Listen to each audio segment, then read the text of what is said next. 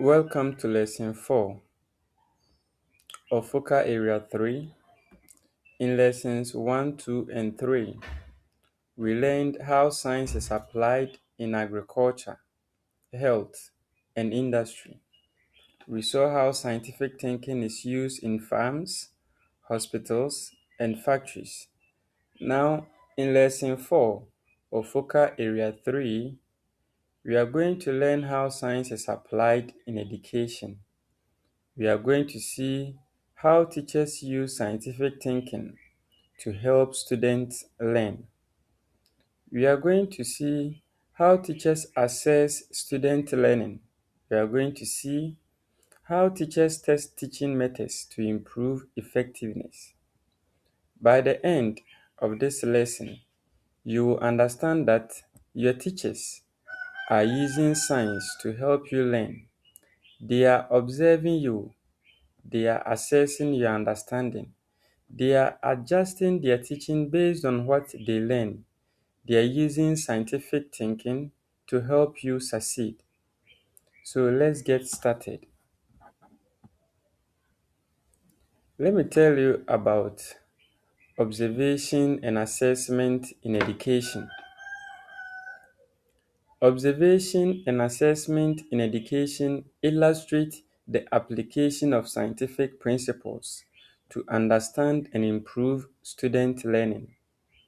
Here is how it works. First, teachers engage in careful observation. They monitor student behavior. They note factors such as engagement levels. Are students paying attention? They note indicators of understanding. Do students seem to understand the material? They note learning preferences.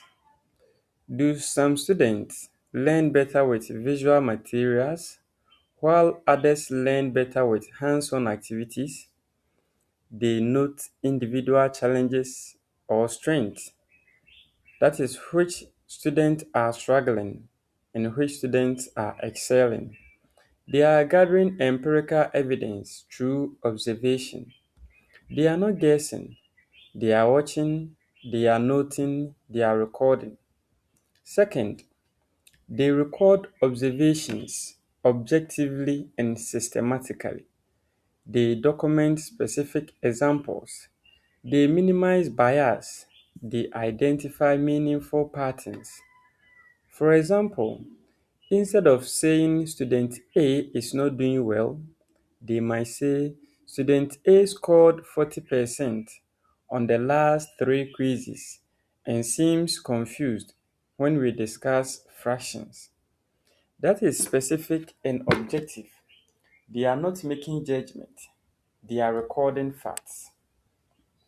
Third, they use information to make data-based decisions. They adjust instructions. They design targeted interventions. They monitor progress. They evaluate effectiveness. For example, if they notice that several students are struggling with fractions, they might design a special lesson on fractions. They might provide extra practice. They might use different teaching methods. They monitor whether these interventions help. Fourth, they use continuous monitoring. They track progress over time. They evaluate effectiveness. This is the replicable characteristics of science, that is, using consistent methods to gather data over time. They don't just teach and hope students learn. They monitor, they observe, they adjust. So, what is the real world impact? Well, this approach helps identify students who require additional support. It helps recognize advanced learners. It helps adjust teaching pace. It helps provide focused feedback. The overall impact is improved student outcomes, more personalized learning experiences, greater engagement, and reduced achievement gaps. This is how science improves education. Let me tell you about hypothesis testing in teaching. This is really interesting application of scientific methods in education. Teachers often wonder which teaching method is most effective. Should I use collaborative learning or individual work? Should I use technology or traditional methods? How do they find out? They use science. Here is how it works. First, teachers form hypotheses. They develop informed predictions about instructional techniques. These predictions are based on professional knowledge, prior experience, and careful consideration of student needs and learning styles. For example, a teacher might hypothesize that collaborative learning will improve student understanding more than individual work. Second, they conduct controlled trials. This is really important. They test different teaching methods while keeping important variables constant. For example, if they want to test whether collaborative learning is more effective than individual work, they teach the same content to the same student over the same time period. The only thing that is different is the teaching method. This is a fair test. And third, they collect data. They measure student performance. They observe engagement levels. They assess understanding. They gather feedback. They are using empirical evidence. And fourth, they analyze results and make adjustments. Results are carefully examined. Effective methods are identified. Teaching practices are refined based on evidence. This cycle supports continuous improvement in instructional effectiveness.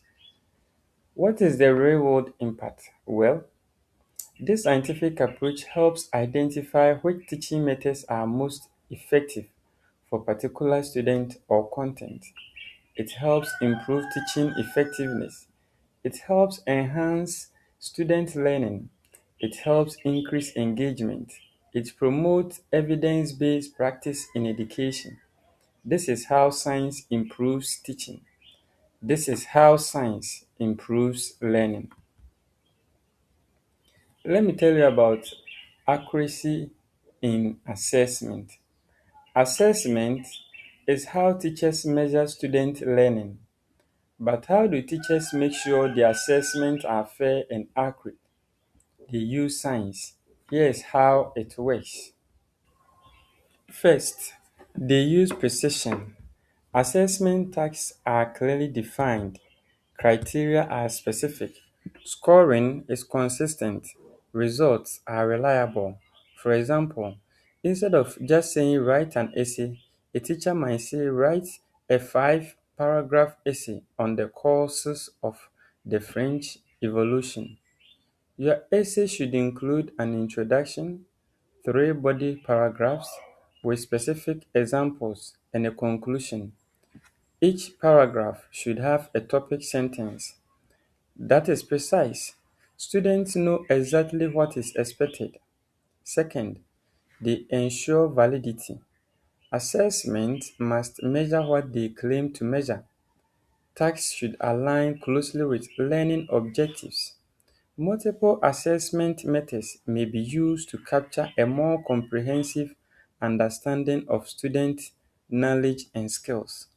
For example, if the learning objective is students will understand the causes of the French Revolution, the assessment should actually measure understanding of those causes. It shouldn't just measure whether students can memorize dates. Third, they use objective. Scoring is based on established criteria rather than personal opinion. Rubrics are used to minimize personal bias.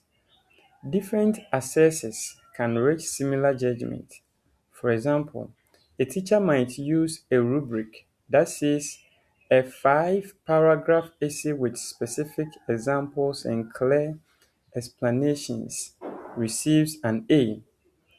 A 5-paragraph essay with some examples and mostly clear explanations receives a B. That is objective. And fourth, they use replication. Standardized assessment procedures make results reproducible. Other teachers can verify findings. Consistency is maintained over time. So, what is the real world impact? Well, this scientific approach ensures fair and dependable evaluations. It provides clear feedback to students.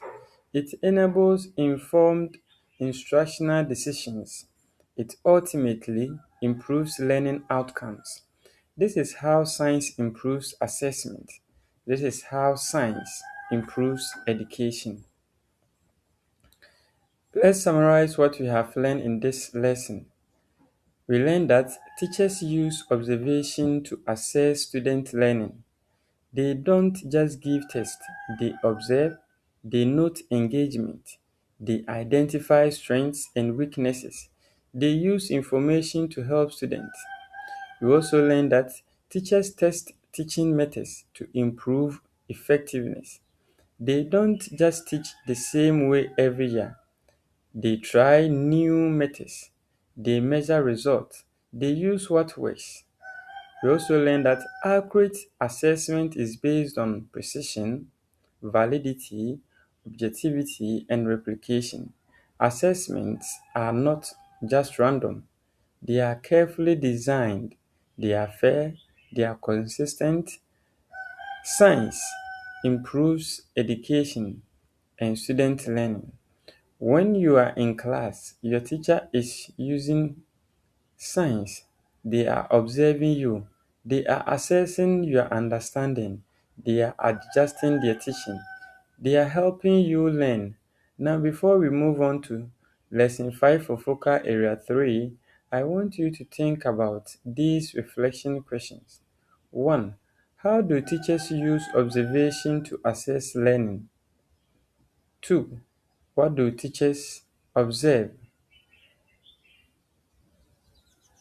Why do teachers test different teaching methods?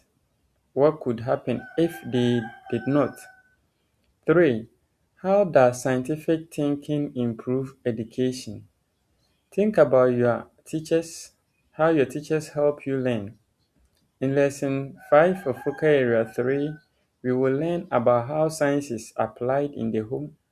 We will see how scientific thinking is used in cooking, cleaning, and health decisions. So, get ready for lesson 5.